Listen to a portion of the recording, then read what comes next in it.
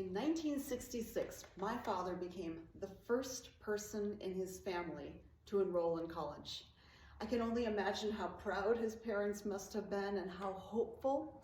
His studies in agricultural science combined with his incredible work ethic would have made him such an asset to their family farm. But that's not where he landed. Instead, my dad joined the Peace Corps, going to South America to teach people how to be more efficient at both farming and marketing, to provide more food for their communities and better income for their families. He did return home to farm for a while, but eventually he went back to school and became a loan officer specializing in farm loans. And he helped countless families either build or sustain their dreams of farming. Now, I'm sure my grandparents were disappointed that their son didn't stay on to help them on the farm. But in the big picture, the best use of my dad's talents lay far beyond his childhood home. He had the ability to help people in the larger world, and that was his calling. I thought about this when I was reading our gospel lesson for this week, the continuation of last week's lesson. Do you remember? Last week we heard about the time when Jesus returned to his hometown of Nazareth and preached. According to Luke's gospel, Jesus had quickly become a sensation in that neck of the woods, and the Nazarenes were bursting with excitement. Luke tells us that all spoke well of him and were amazed at the gracious words that came from his mouth.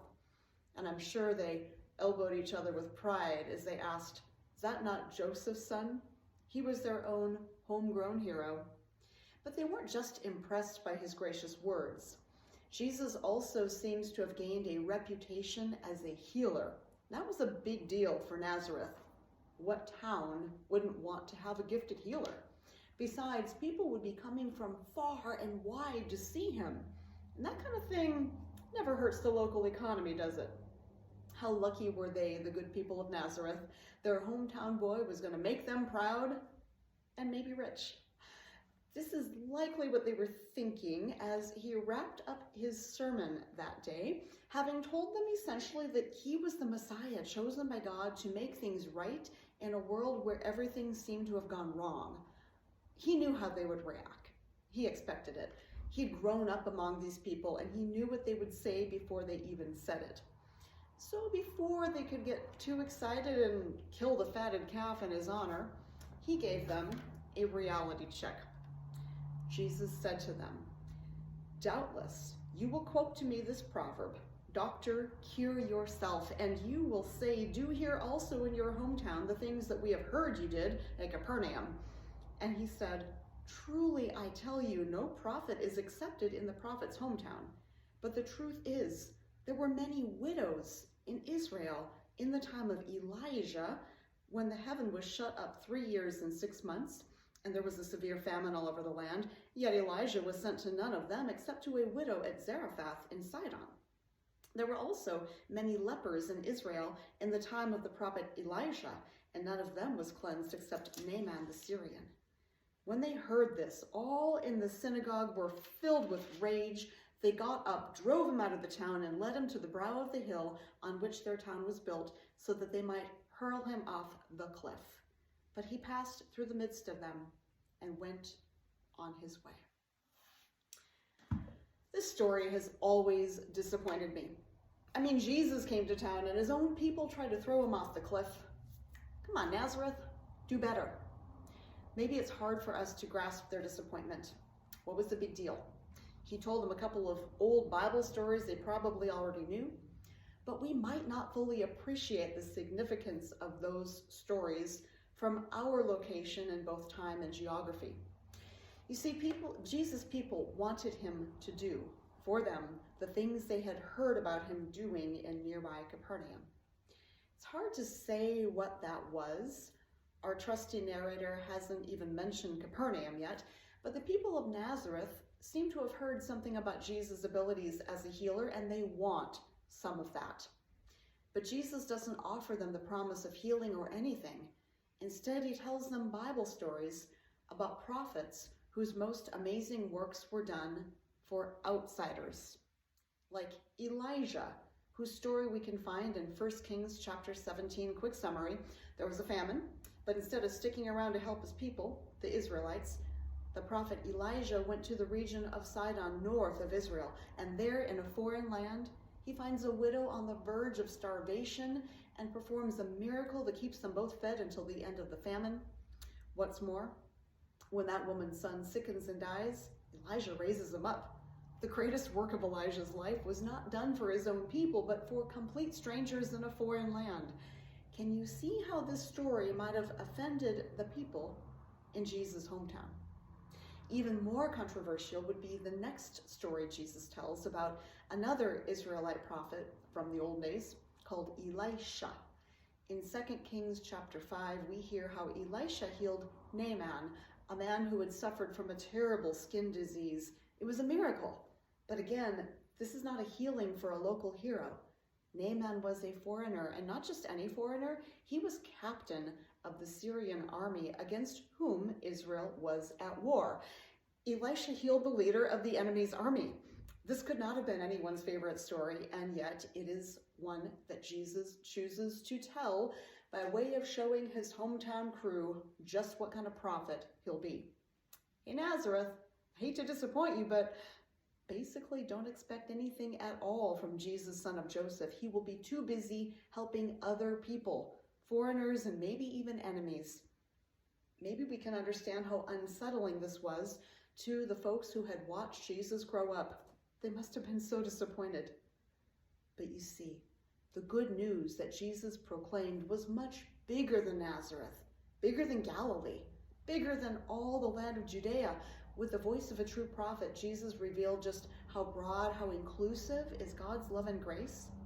And his hometown crowd, they could have killed him for it. It's terrible and so achingly human. We want good things to happen, but we want them to happen to us. I mean, theoretically, we would like good things to happen to everyone, but only if we get our own prayers answered first. And here stands Jesus telling the people he loves most, I know you will be disappointed in me, but this thing I'm doing, it's much bigger than all of us put together. It wasn't the last time Jesus would disappoint people.